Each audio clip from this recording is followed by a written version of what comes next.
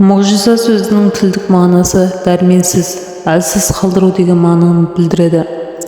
Ал діни мағынасы табиғат заңдылығынан тыс қарапайым адамдар жасай алмайтын Алланың пайғамбарға берген тосын құбылысы. Адам атадан бастап пайғамбарымызға, оған Алланың салауаты мен сәлемі болсын, дейін қанша пайғамбар келген болса, барлығының Алла тағала берген мұғжизалары болған. Мұғжиза пайғамбарлық келгеннен кейін берілген, ал пайғамбарлық келмей тұрып пайғамбар болатын адамға берілетін кейбір тосын құбылыстар ирхас деп аталады. Мысалы, Хазіреті Мұхаммедтің, оған Алланың салауаты мен сәлемі болсын, сүт анасы Халиманың үйіне береке әкелуі, үстінде бір шөкім бұлттың жүруі секілді табиғат заңдылығына қайшы істер ирхасқа жатады. Ал мұғжиза пайғамбарларда ғана болады, әрі адамдарға өзінің пайғамбар екенін растау үшін Алладан беріледі. Мысалы, Алла тағала Сүлейменге, оған Алланың сәлемі болсын, жел мен жындарды басқару және барша жаратылыстың тілін түсіну мұғжизасын берген. Мұса алейхиссалам пайғамбардың уақытында сиқыршылық қатты белең алғандықтан оның аса таяғы жыланға айналатын болған, әрі қолын қойнына салғанда қолы аппақ болып кететін. Иса алейхиссалам уақытында медицина қатты дамығандықтан Иса пайғамбарға кез келген ауруды емдей алатын мұғжиза берген. Мұхаммед саллаллаху алейхи вассалам пайғамбарға басқа пайғамбарларға қарағанда өте көп мұғжиза берілген. Пайғамбарымыздың ең үлкені әрі ақырет күніне дейін қалатын мұғжизасы Құран кәрім. Оқуды да, жазуды да білмейтін пайғамбарға оған Алланың салауаты мен сәлемі болсын, Құран кәрім 40 жасында түсті. Оқуды да, жазуды да білмейтін адам мұндай шешендік өнердің бәрін қамтыған кітапты өзі жазуы мүмкін бе? Әлбетте, бұл кітап пайғамбарымызға, оған Алланың салауаты мен сәлемі болсын, Алладан жіберілген мұғжиза. Алла тағала Исра сүресінің 88 аятында: «Уа пайғамбар, егер адамзат пен жындар осы Құранды ұқсас нәрсе келтіру, ойлап табу үшін жиналып бір-біріне көмектессе де, оған ұқсас нәрсе келтіре алмайды» деп айтты деген болатын. Құран кәрімде өткен замандағы және келешекте болатын оқиғалар жайында да хабар береді. Алайда ғайыпты Алладан басқа ешкімге білмейді. Пайғамбарымыз, Алланың салауаты мен сәлемі болсын, уахи арқылы бұны білген. Осы орайда Құранда айтылған ғайып істердің кейбірін келтіре кетсек, пайғамбарымыз, оған Алланың салауаты мен сәлемі болсын, Меккеде тұрған уақытында Иран мен Рум патшалықтары арасында соғыс болып тұратын. Рум халқы насара, ал ирандықтар мәжуси дінінде еді. Араб мүшриктері мәжусилерге болысып, олар румдықтарды жеңген сайын біз сендерден үстембіз деп айтатын. Бұл пайғамбарымызға ауыр тиетін еді. Осы кезде Алла тағала төмендегі Рум сүресінің румдықтар парсылардан жеңілді. Арабтарға жақын жерде, алайда румдықтар олардың парсылықтардың осы жеңісінен кейін парсылықтарға қарсы жеңіске жетеді деген аяттарды түсіреді. Алла тағала уахи еткендей, көп ұзамай румдықтар парсыларды жеңеді. Сондай-ақ Құранда барлық пайғамбарлардың қиссалары айтылған. Оның бәрін пайғамбарға Алла тағала білдірмегенде оны қайдан білетін еді? Алдыңғы өткен пайғамбарлардың мұғжизалары өздері дүниеден өткеннен кейін ғайып болды. Ал пайғамбарымызға, оған Алланың салауаты мен сәлемі болсын, берілген ең үлкен мұғжиза Құран кәрім қияметке дейін үмметінің қолында болады. Әрі онымен амал еткен адам қияметке дейін хақ жолдан азаспайды. Өйткені Құранда Алланың бұйрықтары, тыйымдары, пайғамбарға иман келтіргені, иман келтірмеген қауымдардың жағдайы, қалау мен қарам секілді нәрселер баяндалады. Сондықтан Құранның ең үлкен мұғжизасы екеніне еш күмән жоқ. Алайда оның мұғжизалығын білу үшін бұл іске қосу, пікір жүргізу керек. Алла тағала пайғамбарымызға, Алланың оған сәлеметі болсын, екі түрлі мұғжиза берген. Біріншісі ақли, екінші қисси, сезім мүшелері арқылы көрінген мұғжизалар. Құран кәрім пайғамбарымызға, оған Алланың салауаты мен сәлемі болсын, берілген ақли мұғжиза. Ал қисси мұғжиза деп адамдарға көрсетілетін табиғи заңдылығынан тыс істерді айтамыз. Пайғамбарымыздың, оған Алланың салауаты мен сәлемі болсын, қисси мұғжизасы өте көп. Солардың кейбіріне тоқталайық. Айдың екіге бөлінуі. Құрайш басшылары Уалид бен Мұғира, Әбу Жәһил және басқа да кісілер пайғамбарымызға, оған Алланың салауаты мен сәлемі болсын, келіп, егер сенің айтып жатқаның шындық болса, бізге айды екіге бөліп көрсет дейді. Сонда пайғамбарымыз, егер солай етсем, иман келтіресіңдер ме дейді. Сонда иә дейді.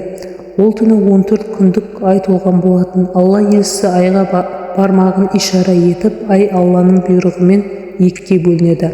Бір бөлігі орнында, екінші бөлігі Қира тауының тұсында көрінеді. Пайғамбарымыз оларға куә болыңдар деді. Олар сондай мұғжизаны көріп тұрса да, Мұхаммед бізді сиқырлады, көзімізді байлады деп иман келтірмейді. Құран кәрімдегі қиямет жақындады, ай жарылды деген аят осы мұғжизаға ишарат. Бұл мұғжиза аят және хадиспен бекіді. Сондықтан бұл мұғжизаны мойындамау Құранды мойындамаумен пара-пар. Исра Миғраж оқиғасы. Бұл да пайғамбарымыздың, оған Алланың салауаты мен сәлемі болсын, үлкен мұғжизаның бірі. Алла елшісі пыраққа мініп, Харам мешітінен Ақсаға барып, одан 7 қақ көкке көтеріледі. Сөйтіп ол жерде пайғамбарлармен жолығады. Осы сапарында 5 уақыт намаз парыз болады. Бұл пайғамбарымыздың рухы және денесімен әрі ояу халінде болған сапары еді. Бұл мұғжизада Құранда және хадистерде баяндалады. Ағаштардың, тастардың пайғамбарымызға сәлем беруі, пайғамбар екеніне куәлік етуі. Омардан, Алла оған разы болсын, келген руаятта, бір жорыққа шыққанда пайғамбарымыз оған Алланың салауаты мен сәлемі болсын, жолда кетіп бара жатқан арабты көріп, жақсылыққа жетуді қалайсың ба деп сұрайды. Ол қандай жақсылық дейді. Пайғамбарымыз оған Алланың салауаты мен сәлемі болсын, Алла тағала мені жер жүзінде пайғамбар етіп жіберді. Жақсылыққа жету жолың сол деді. Ол, сенің пайғамбар екеніңді қайдан білемін? Бұл сөзіңе кім куәлік береді деді. Пайғамбарымыз сайда өсіп тұрған ағашқа қарап сол куәлік береді деді. Сен оған барып, Алланың елшісі сені шақырып жатыр деп айт деді. Ол ағашқа барып айтқанда, өсіп тұрған бір ағаш тамырымен бірге қозғалып, Алла елшісінің қасына келіп, «Әссәләму алейка, я Расулаллах» деп сәлем береді. Бұл мұғжизаны көрген әлгі араб иман келтіреді. Жәбір ибн Самурадан, Алла оған разы болсын, келген руаятта пайғамбарымыз оған Алланың салауаты мен сәлемі болсын, Меккеде бір тас бар. Мен пайғамбар болып жіберілмес бұрын маған қасынан өткен сайын «Әссәләму алейка, я Расулаллах» деп сәлем беретін. Мен оны қазір көрсем де жақсы білемін деген. Құрма ағашының діңгегінің жылауы. Пайғамбарымыз оған Алланың салауаты мен сәлемі болсын, мешітте уағыз айтқан кезде құрма діңгегіне сүйеніп тұратын. Мұсылмандардың саны артып жатқаннан кейін сахабалар пайғамбарымызға жаңа мінбер жасауға ұсыныс жасайды. Алла елшісі бұл ұсынысты қабыл алады. Сөйтіп көп ұзамай мінбер дайын болып, пайғамбарымыз оған Алланың салауаты мен сәлемі болсын, үстіне шығып уағыз айтып жатқанда жылап боздаған дауыс естіледі. Алла елшісі мінберден түсіп, құрма діңгегін сипағанда дауыс сап тыйылады. Сонда пайғамбарымыз сахабаларына қарап, егер мен оны сипамағанда қияметке дейін боздап тұрар еді деді. Аз ғана судың тағамның көбеюі. Жәбір бин Абдулла, Алла оған разы болсын, былай дейді. Құдайбия жорығында адамдар судың жоқтығынан қатты шөлдеді. Пайғамбарымыз намаз оқу үшін қасындағы ыдыстағы сумен дәрет алды. Сонда сахабалар келіп, «Уа Алланың елшісі, бүкіл әскер шөлдеді. Сіздің алдыңыздағы судың басқа дәрет алатында, ішетінде басқа су қалған жоқ» деді. Сол уақытта пайғамбарымыз қолын әлгі ыдысқа салды. Саусақтарының арасынан су аға бастады. Бәрі сол судан қанып ішіп дәрет алды. Жәбірдің айтуы бойынша бұл жорықта 1400 кісі бар еді. Егер 100 мың болса да су бәріне жетер еді деген ол. Осыған ұқсас мұғжизалар бірнеше жерде болған. Әбу Айюб Ансари, Алла оған разы болсын, 2 кісіге жетерлік тамақ дайындап, пайғамбарымыз оған Алланың салауаты мен сәлемі болсын.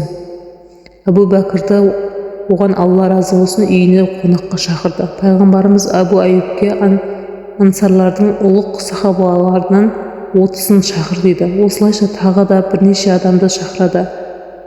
Әбу Айюб, Алла оған разы болсын, Алла елшісіне дайындаған 2 кісілік тамақты 180 кісі жеп тойды.